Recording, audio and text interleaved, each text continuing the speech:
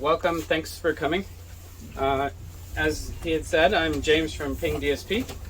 We are now a Norbit subsea company, and we design and build the 3D side scan, which I will give a quick presentation of what makes us different from a multi-beam and an interferometry system. Our 3D side scan has 3 co-registered, co-located data sets. 2D side scan, standard 2D side scan, 3D point cloud, full water column to waterline, and bathymetric output, user-defined bathymetric output. 3 co-located, co-registered data sets out of one pass. 3D side scan will eventually all replace a 2D side scan, because what we get is high resolution, okay, bathymetric quality, full water column quality at the same resolution as a side scan without slant range distortion. Just why would you consider a standard interferometric system is obviously the swath width in shallow water. The difficulty with interferometry is that it is only measuring one angle of return, and they're using that one angle of return for all multi returns, and 1 angle measurement is not enough. The 3DSS, we use KD technology, computed angle of arrival transient imaging, which is proprietary to Ping DSP. And so when we have multiple returns, we measure up to 4 different angles of return for all multiple returns. And this is just a quick video of the difference with our system. 비디오로 좀 그 기존의 인터페로메트리하고 차이점을 보여드립니다.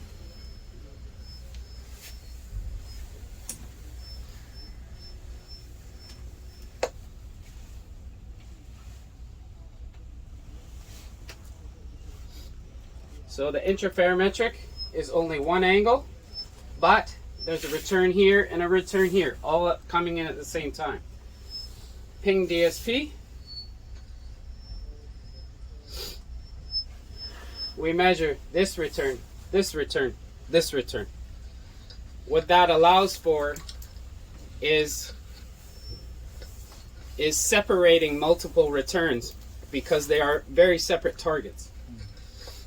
So what we're doing with our 3D raw data set was we take all of our points, and then we have a user-defined multi-beam output, and then we take the bathymetric output is user-defined, so 1024 beams, 512 beams, half degree, 1 degree, and this output can also be equidistant, equiangular, or a hybrid of the two. That is purely a user-defined output. The advantage of a 3DSS over the multi-beam is the swath width. In shallow waters, we can achieve 10 to 16, sub 2 meter, you will get 18 to almost 20 times water depth. So this is multi-beam water column. This is 3DSS water column. Okay, cleaner, less processing. So it is low resolution, noisy data due to side lobes. Okay, limited real-time viewing, whereas R is full water column coverage across the entire swath, high resolution, clean, no side lobes, efficient, low data volume compared to this, and real-time 3D display where we can turn, zoom, tilt, rotate. This testing was done by Norbit Americas. Same testing they use for all IWBMS and Winghead. You can see the data coming in and what we achieved. You do find a little bit of dropout in the nadir region. It twinkles, but there is no uncertainty spike in the nadir region in the data. The data is less dense, but the data quality is quite good. what we achieved is 77 degrees per side, IHO special order or better.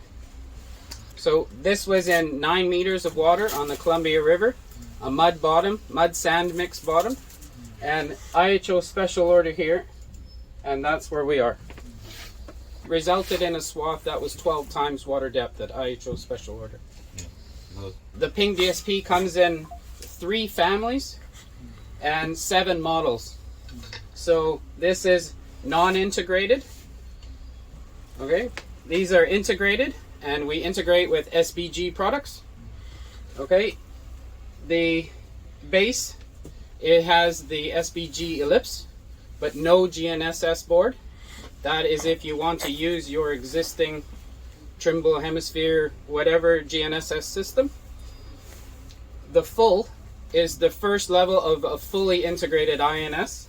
So SBG ellipse and Septentrio GNSS INS solution. The Pro is our top model. It is SBG NavSight Equinox with Septentrio.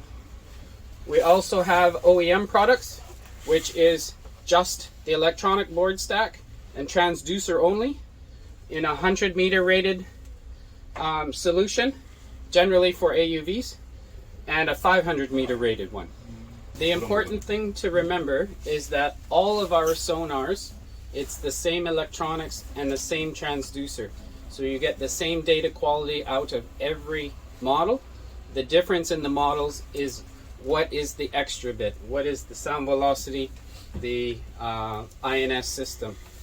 All of the integrated systems, the IMU is inside the sonar head.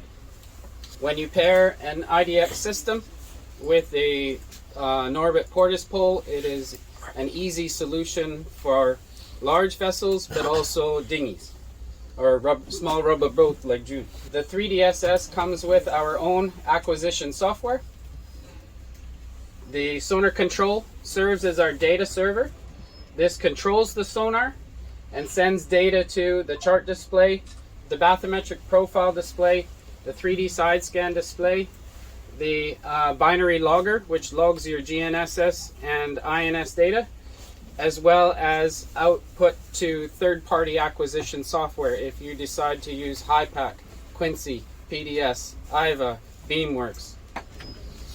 They all have our drivers.